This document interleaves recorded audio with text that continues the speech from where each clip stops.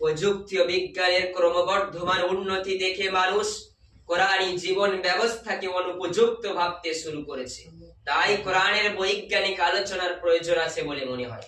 তবে মনে রাখতে হবে, কোরআন বিজ্ঞান কিংবা দর্শনের কোনো গ্রন্থ নয়, বরং কোরআন হলো হিদায়াতের উজ্জ্বল মশাল।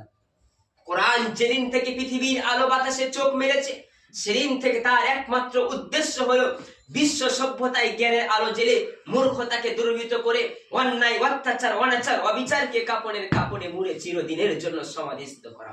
এত সত্ত্বেও কোরআনে বস্তু, জগৎ তথা বিজ্ঞানের বহু বিষয় আলোচিত হয়েছে, যাতে মানুষ সৃষ্টির বৈচিত্র্যতা, জটিলতা, বিষম্যকার নির্মাণ কৌশল ও অলৌকিক প্রক্রিয়া অবলম্বন করে মহান আল্লাহ তাআলার অসীম কুদরতকে অনুধাবন করতে সক্ষম হয়।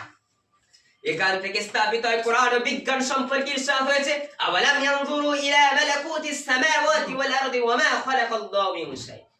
আজ থেকে 1450 বছর পূর্বে কোরআন স্পষ্ট আকারে কিংবা ইঙ্গিতে যে তথ্যগুলি পেশ করেছে, আজ বিজ্ঞানীরা সেগুলির উপর দিয়ে পর্দা হটাচ্ছে। তাই বিজ্ঞানের নিত্য নতুন যতই আবিষ্কার হবে, বিজ্ঞান ততই কোরআনের কাছে নিজলে আবদ্ধ হবে।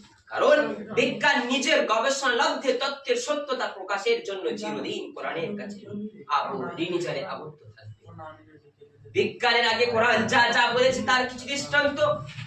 নাম্বার 1, বৈজ্ঞানিকদের ধারণা, সূর্য প্রতি সেকেন্ডে যে পরিমাণ তাপ পরিবেশন করে, তাতে একদিন সূর্য নিষ্পম্ব হয়ে যাবে, আলোক শূন্য হয়ে যাবে এবং অন্যান্য নক্ষত্র সম মলিন হয়ে যাবে।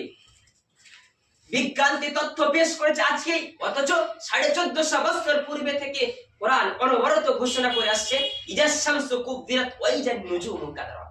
যেদিন সূর্য নিষ্পম্ব হয়ে যাবে, আলোক শূন্য হয়ে যাবে, নক্ষত্র সম মলিন হয়ে যাবে। তবে বিজ্ঞান যে 550 কোটি বছর বলেছে, এরপর নিশ্চয়তা নেই, আল্লাহই ভালো জানে। নাম্বার 2, 1880 সালে ব্রিটিশ বিজ্ঞানী হেনরি ফাউলস দীর্ঘ গবেষণার পর এই কথা প্রমাণ করেছে যে বিশ্বের বুকে 2 ব্যক্তির ফিঙ্গারপ্রিন্ট অর্থাৎ আঙুলের অগ্রভাগের ছাপ কখনোই এক হতে পারে না। কারণ আঙুলের